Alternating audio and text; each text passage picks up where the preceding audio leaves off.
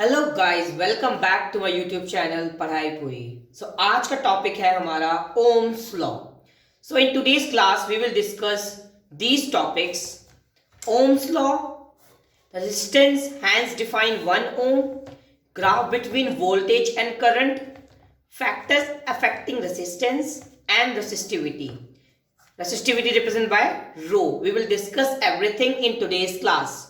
So stay tuned for it. What do you mean by Ohm's law?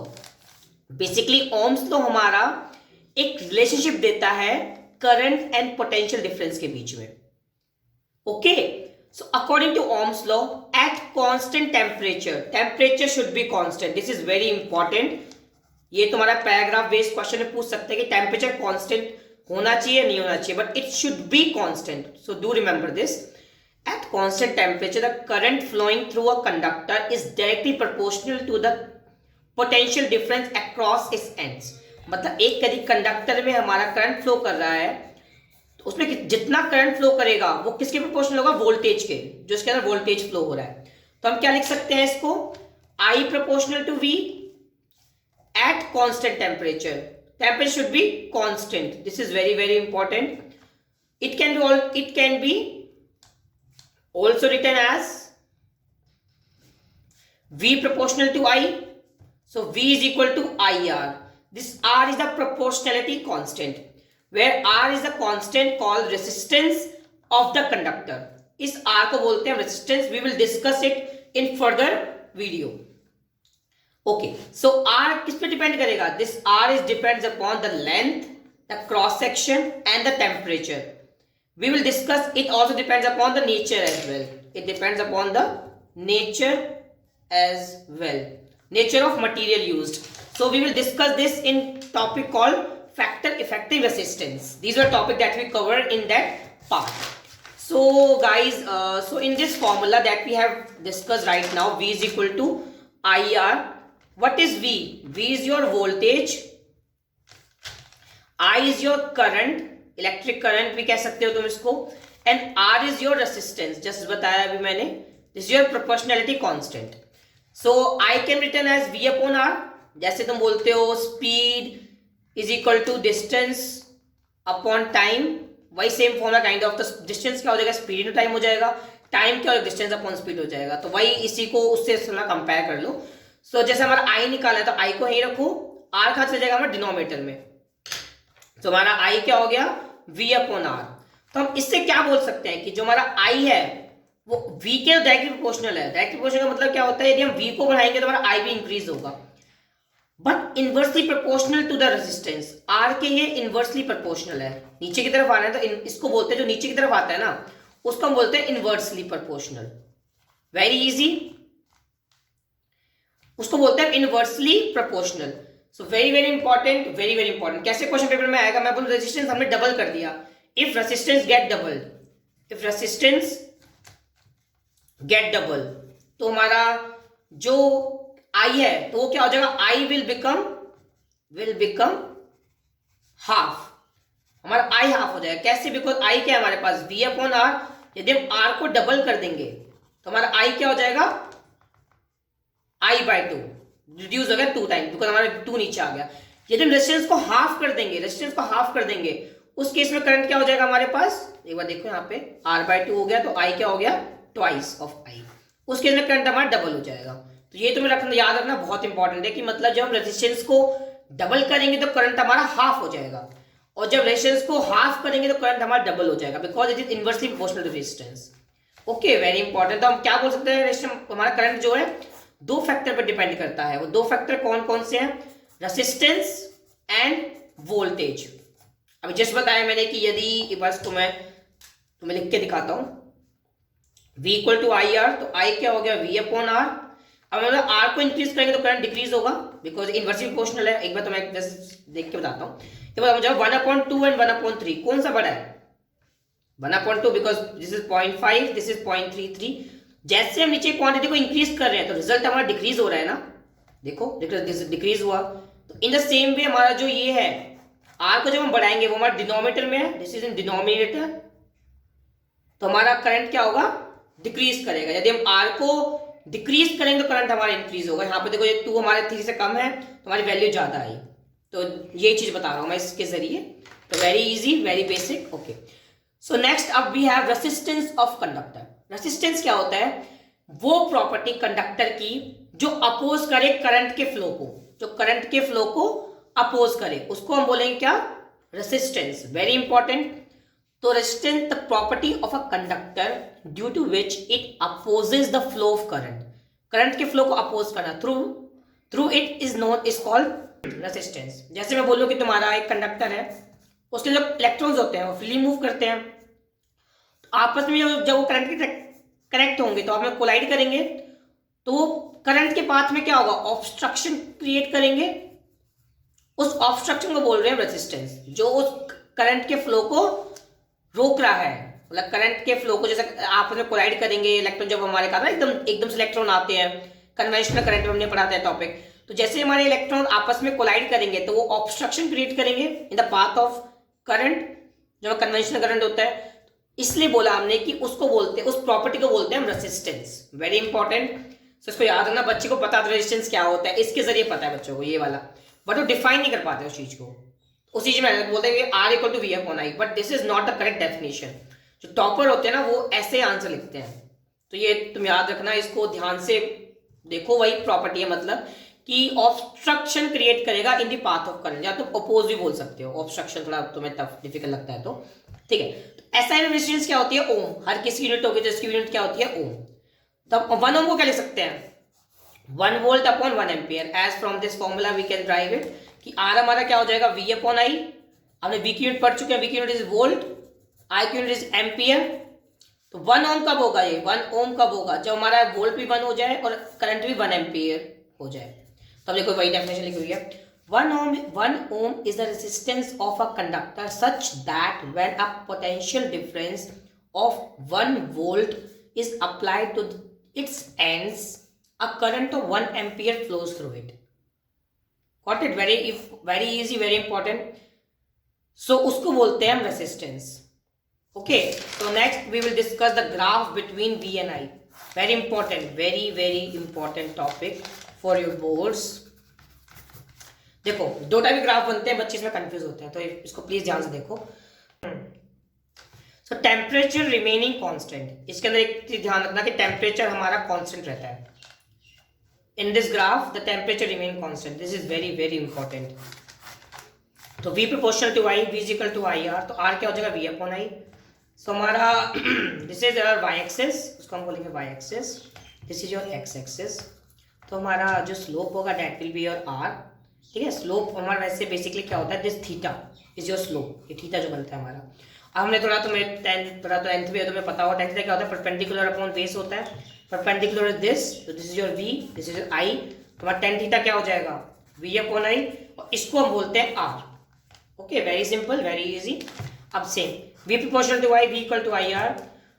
I by V क्या हो जाएगा? What is this is 1 by R। जैसे हम देखें इधर, तो this is your I, same tan theta. tan theta क्या हो जाएगा? I बाई V विदाउट, इसको हम V बाई I करेंगे, मतलब इसको हम क्या कर सकते हैं? What this is your 1 by R। 1 by R is equal to I by V। Very easy, without, I think you have no doubt till now. So those substance which has very low electrical resistance are called cool conductors. Common sense मतलब जो बिल्कुल कम path create, जो हमारे बिल्कुल कम oppose करेंगे current को, मतलब अपने थ्रू फास्ट होने देंगे, उसको हम बोल देंगे अच्छा कंडक्टर है। तो उसका रेजिस्टेंस लो होगा, क्योंकि रेजिस्टेंस लो होगा तभी तो पाथ में ऑब्स्ट्रक्शन क्रिएट नहीं करेगा वो। एग्जाम्पल क्या हो गया? सिल्वर। दो substance which have comparatively high electrical resistance are called resistors. Resistor, ठीक है, वो सब्सटेंस जो हमारे थोड़े हाई रेजिस्टेंस होते हैं जिनकी, उनको बोलते हैं इलेक्ट्रिकल रेजिस्टेंस बोल देते हैं। और ये हमारा मोस्टली अलॉयज होते हैं। Example are nichrome, manganin and constantan. ये चीज़ का एग्जाम्पल, ये वेरी इंपॉर्टेंट है, ये भी याद रखना एमसीक्यू के पर्पस के लिए, very important. So those substance which have infinitely high electrical resistance are called insulator. जिनकी बहुत ही हाई रेजिस्टेंस होगी, मतलब जो अपने आप से इलेक्ट्रिसिटी को पास ही नहीं होने देंगे, तो उस प्रॉपर्टी क्या बोलते हैं हम? Electrical resistance. तो उनकी बहुत ही हाई होगी, ठीक है। So next topic we have factors affecting the resistance of a conductor. मतलब कौन कौन से फैक्टर्स हमारे रेजिस्टेंस को ऑल्टर करते हैं या फिर इफेक्ट करते हैं, उसको हम इस टॉपिक के अंदर पढ़ेंगे। तो वो फैक्टर कौन कौन से हमारे, length of conductor, the area of cross section of a wire, length means this, area means we are talking about this, nature of material की कॉपर का है कोई और मटेरियल का है वो डिपेंड करेगा, एंड टेम्परेचर मींस हमारा टेम्परेचर इंक्रीज करेंगे या डिक्रीज करेंगे तो हमारा कैसे कैसे वो मैटर होगा। तो इलेक्ट्रिक रेजिस्टेंस क्या होता है हमारा, जैसे हमने बोला जो आर है वो हमारा एल के तो प्रोपोर्शनल होगा।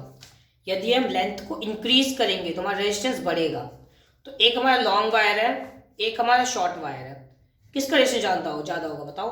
जिसकी लेंथ ज़्यादा है तो उसका रेजिस्टेंस ज़्यादा होगा, इसलिए ऑब्स्ट्रक्शन ज़्यादा क्रिएट होगा, है ना। ये तुम्हें इंडायरेक्टली समझ ही आ गया जो हमने यहाँ पे डिस्कस किया था, ऑब्स्ट्रक्शन पाथ में करता है तो इसका रेजिस्टेंस लो होगा। सेकेंड पॉइंट क्या है हमारा, एरिया के इनवर्सली प्रोपोर्शनल होता है, वेरी इंपॉर्टेंट। एरिया, यदि हम एरिया को इंक्रीज करेंगे तो हमारा रेजिस्टेंस डिक्रीज होगा। कोई डाउट इसके अंदर? यदि हम एरिया को इंक्रीज करेंगे तो हमारा जो रेजिस्टेंस होगा दैट विल गेट डिक्रीज। बता इसमें कोई डाउट हो तो तुम्हें? ये बस को देखो, नोट डाउन करो इसको, वेरी इजी टॉपिक है ये, वेरी इजीली एक्सप्लेन है ना। तो हम लेंथ को बढ़ाएंगे तो हमारा रेजिस्टेंस बढ़ेगा, यदि एरिया को बढ़ाएंगे तो रेजिस्टेंस हमारा घटेगा।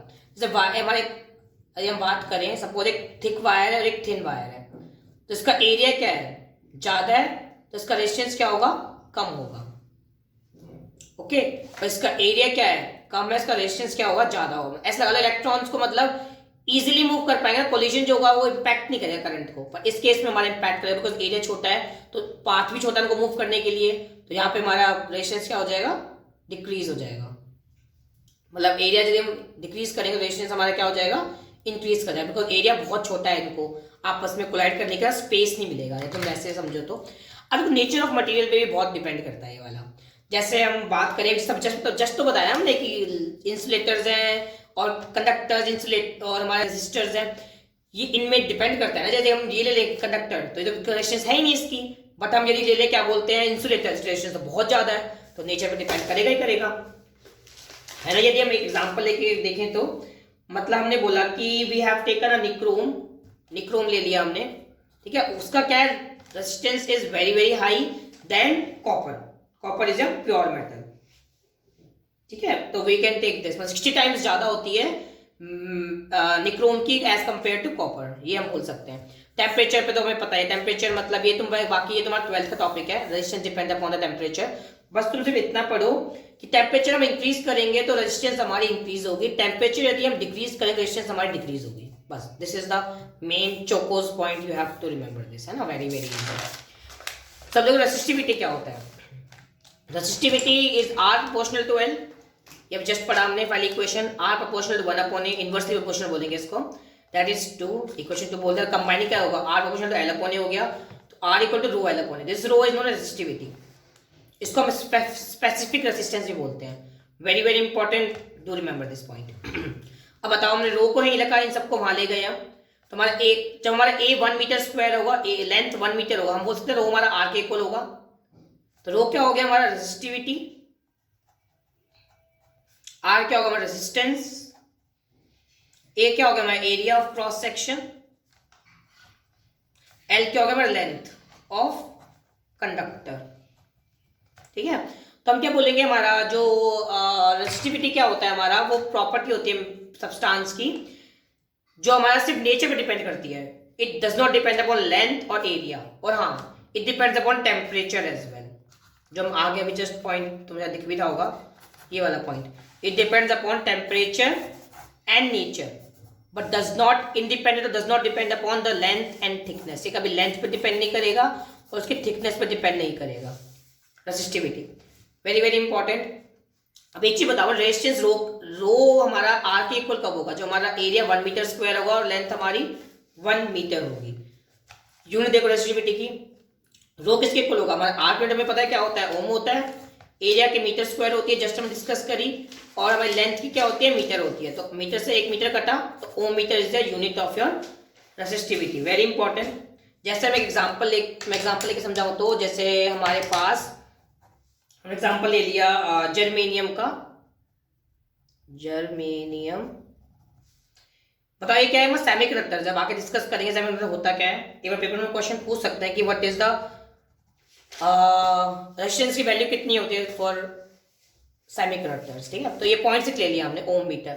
तो बताओ ये हमारा मतलब बेसिकली रेजिस्टेंस कितनी होगी इसकी, रेजिस्टेंस कब इसकी 0.6 होगी, नहीं इसका रेजिस्टेंस 0.6 ओम कब होगी, जब हमारा एरिया क्या हो जाए 1 मीटर स्क्वायर और हमारा लेंथ क्या हो जाए 1 मीटर। मतलब 1 मीटर रॉड के लिए, 1 मीटर एरिया वाली रॉड के लिए जिसकी लेंथ 1 मीटर हो, उस केस में बोल देंगे हम resistance will be always equal to resistivity जो 0.6 ओम होती है।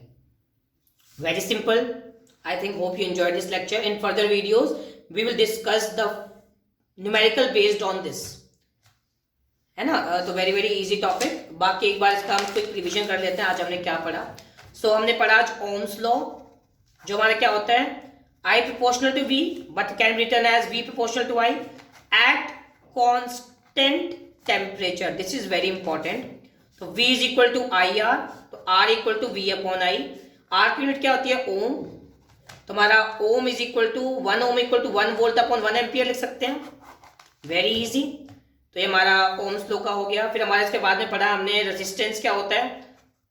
This is a property of conductor जो हमारा ऑब्स्ट्रक्शन क्रिएट करता है या फिर करंट को अपोज करता है, अपोज करता है, इट अपोजेज द करंट, ठीक है। फिर हमारा नेक्स्ट टॉपिक हमने क्या पढ़ा, we have discussed about graph. Graph important था, हमने v और i लिया, तो हमारा स्लोप क्या है, slope is equal to r because r equal to v upon i। यदि हमने सेम i और v लिया उस केस में हमारा स्लोप क्या होगा 1 अपॉन r बिकॉज हमारा 1 upon r equal to i by v। इसलिए हमारा ये दो इंपॉर्टेंट ग्राफ्स थे जो हमने डिस्कस किए थे। और ये तुम्हें कंफ्यूज रहता है यू कैन गो प्रीवियस, मतलब पीछे जा सकते हो, वीडियो को देख सकते हो, ठीक है। फिर then we have discussed about the factors affecting resistance. कौन से फैक्टर थे हमारे, लेंथ था हमारे पास, then we have area, then we have nature of substance, मतलब मटेरियल बोलते सब्सटेंस, थोड़ा सा केमिस्ट्री लैंग्वेज लगती है, and then we can talk about temperature, ठीक है। तो ये चार्ट उस पर डिपेंड करता है। पर रेसिस्टिविटी जो होती है रो, वो हमारे किस डिपेंड करता है, सिर्फ नेचर पे एंड टेम्परेचर पे, वेरी इंपॉर्टेंट, ठीक है। और बाकी रेजिस्टिविटी हमारा R equal to rho L upon A होता है, फिर rho equal to R A by L, फिर R is your ohm, area is your metre square, length is your metre, एक कटा ओम मीटर आ गया। So these are the topic that we discuss in today's class. I think hope you enjoyed this video, so thank you. So guys like and subscribe to my YouTube channel.